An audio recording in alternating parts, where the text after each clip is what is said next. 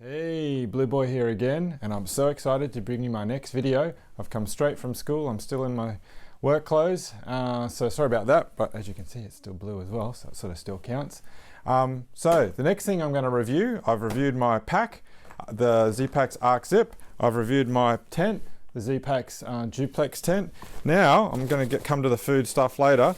I'm going to review my preferred sleeping pad, the Thermarest NeoAir XLite Max SV. Man, it's a mouthful.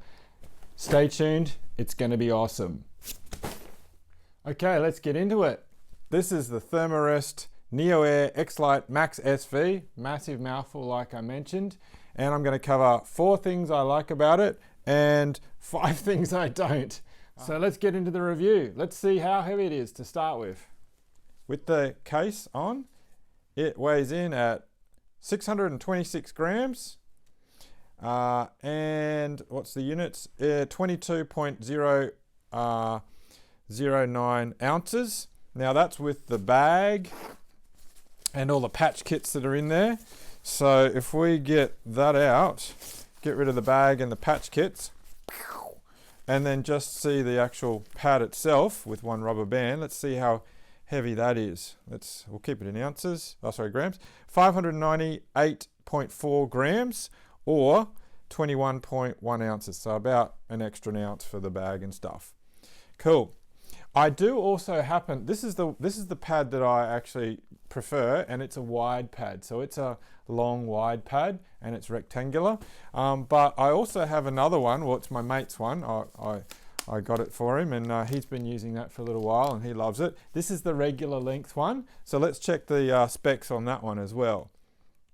So that one is only 435.4 grams with the rubber band, or 15.35 ounces. So that's my mate's one.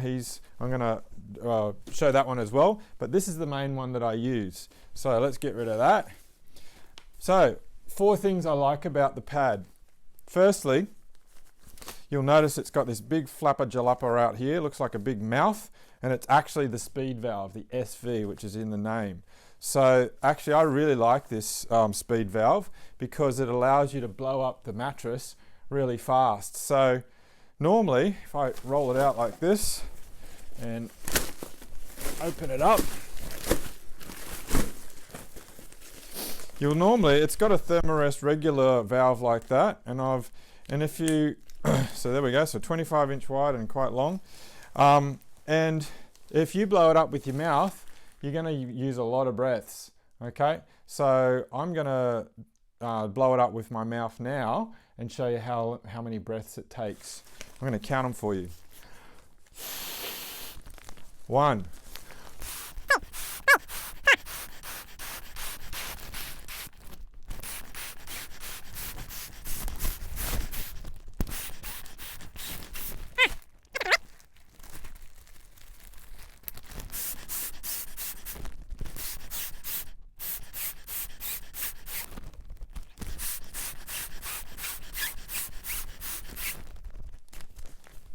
50.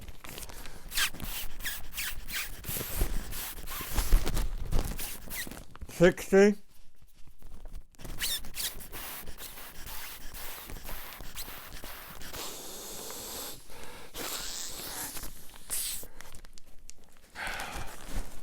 70.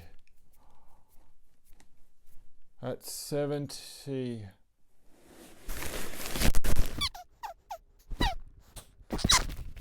Right, so that took me about 70. I forgot to seal this up at the beginning, but I don't think any air escaped out through that valve. It's quite hard to come out through there when it was low inflation. So 70, maybe 60 I was going to guess 50, but somewhere between 50 and 70 breaths, and you feel like a lighted astronaut in a cyclotron gravity thing. You feel terrible. So a lot of breaths, and that's more breaths than the normal for a regular width one, because this one's wide, so that's a nightmare. I normally actually have a bag that I push air into. I don't blow it up with my breath, not merely because I don't like the lightheadedness of it, but because I don't like pushing in warm, damp air out of my lungs. So I don't generally will never do it that way. So I'm going to let the air out. Actually, one of the cool things about this speed valve, which I'm going to use shortly, is it allows the, instead of going out that way through there, which takes forever and you've got to push the air out really hard, the best way to deflate the this dude is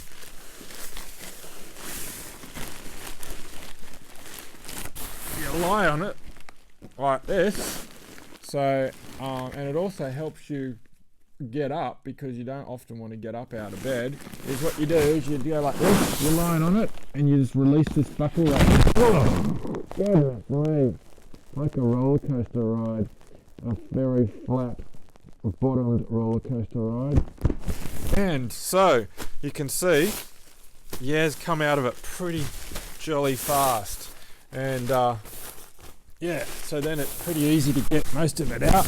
So that's the fastest way to deflate a Thermarest NeoAir, because there's like hundreds of little triangular little pockets in there that air can get trapped, and when it has to go out that stupid little valve, it just takes forever. So the speed valve allows fast deflation, and it's awesome.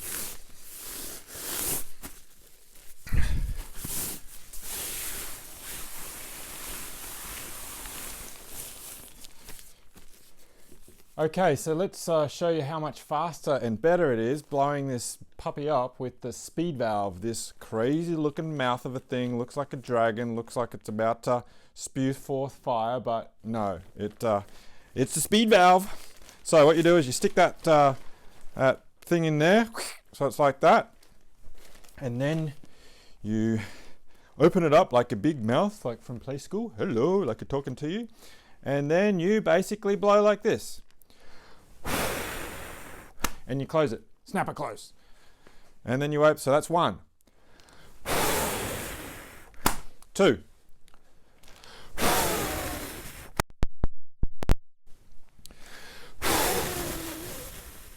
4. 5. 6. 7.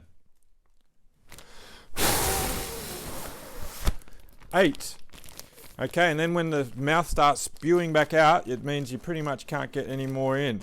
So I've taken 8 breaths versus 7. Normally it takes 7 or so.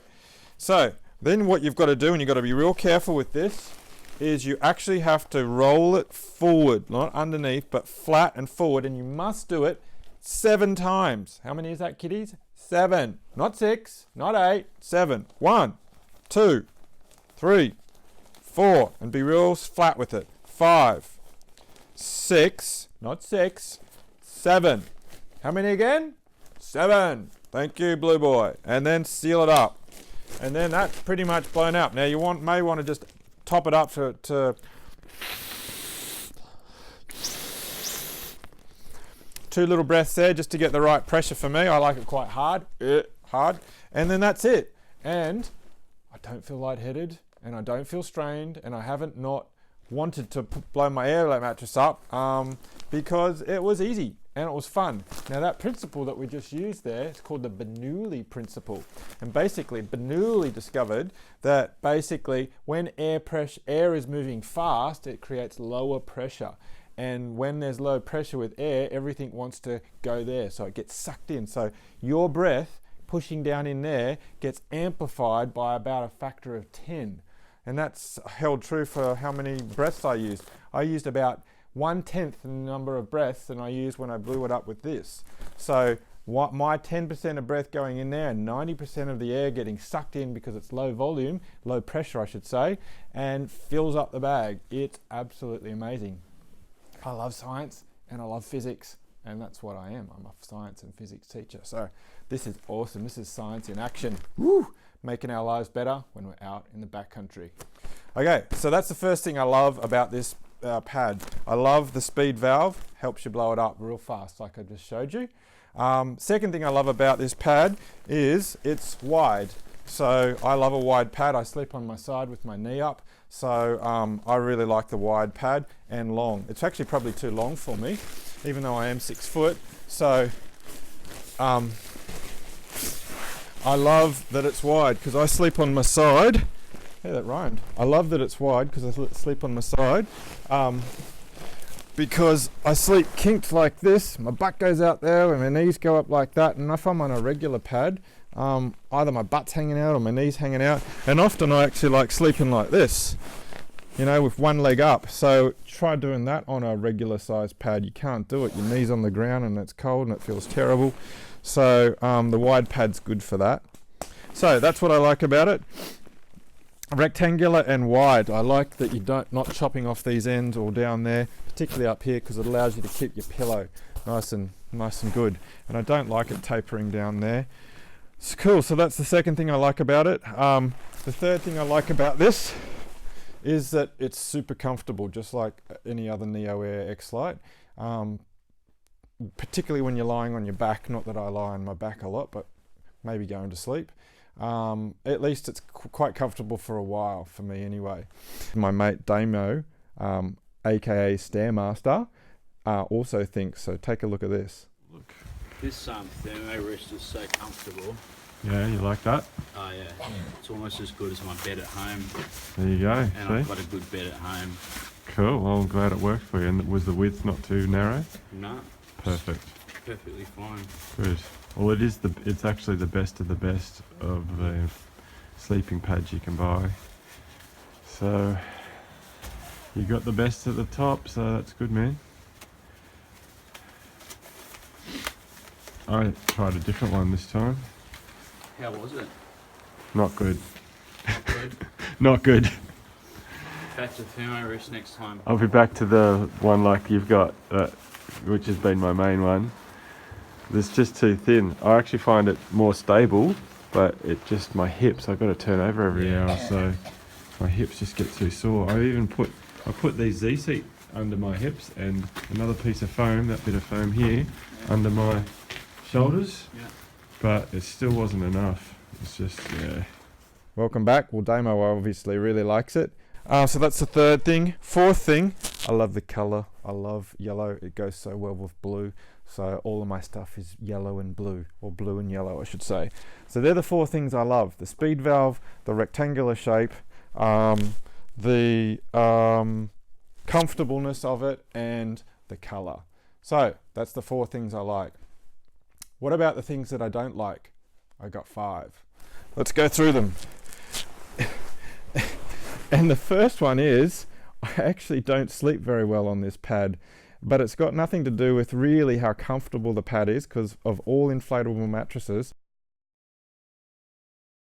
I've used this pad a lot and I have not really ever really had a good night's sleep on it.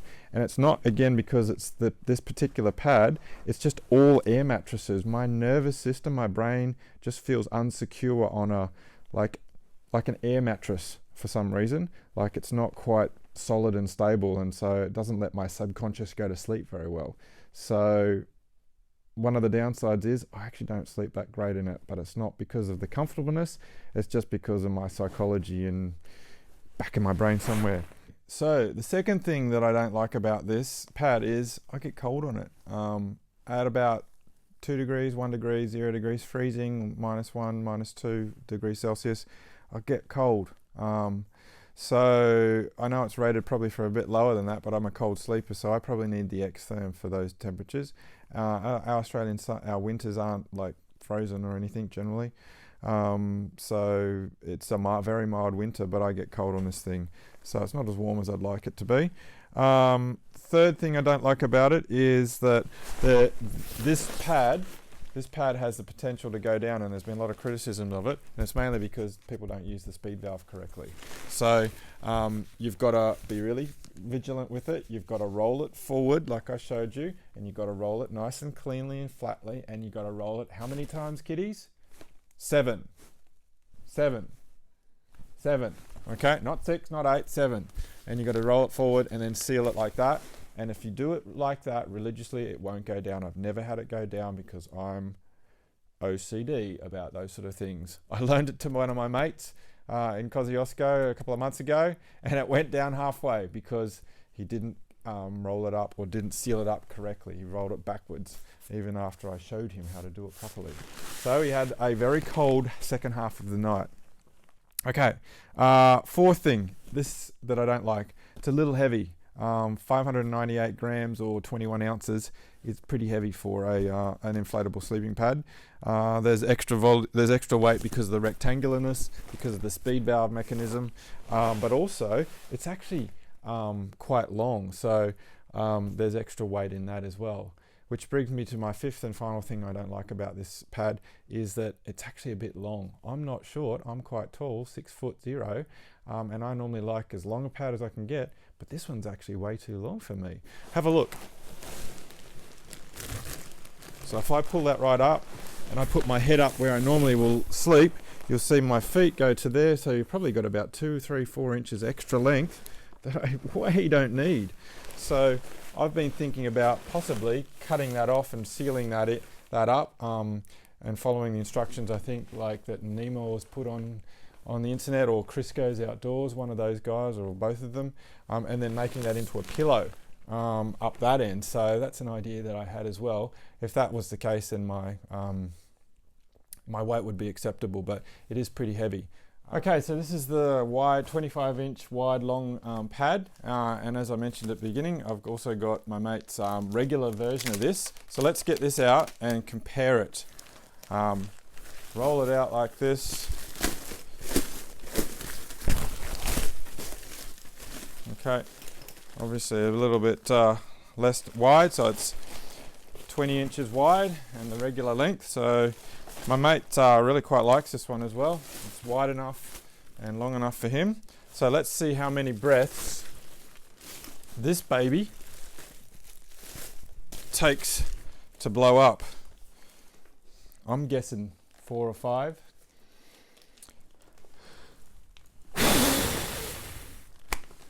1,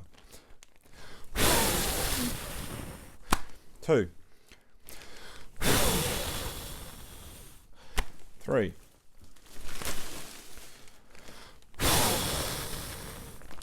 4,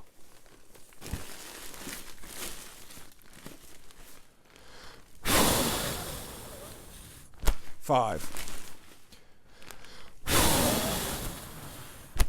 That one was 6.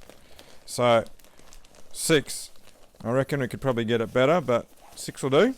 8 for that one.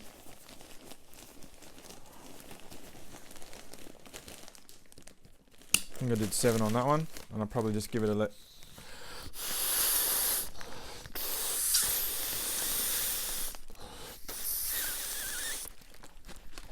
Okay, a couple of puffs to get it. Ooh, that was really quite hard. Probably too hard. Okay, so there is the regular size. I might even put it on top of this one and bring it right under the camera for you to compare. Yep, so there or there. So the length, if I put the length up about the same, probably like maybe like this.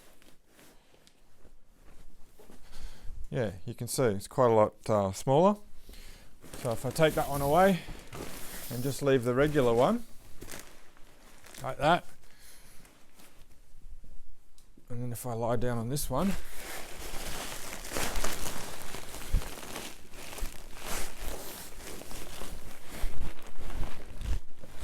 for a regular width pad and length, the length is excellent and the width is almost good enough for a side sleeper. It'd be fine for a side sleeper unless you're like a kinky side sleeper like I am, or if you like to bring your leg up like this, which is almost enough, but I'm a bit off the back and a bit off the front, and that tends to get cold and that sucks. So yeah, I think I like the wider pad. I realized I forgot to give it a rating.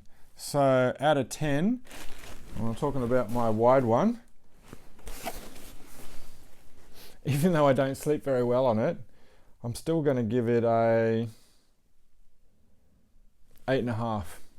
I do really like it, and I'm going to teach my nervous system to like it too. Okay, Blue Boy out.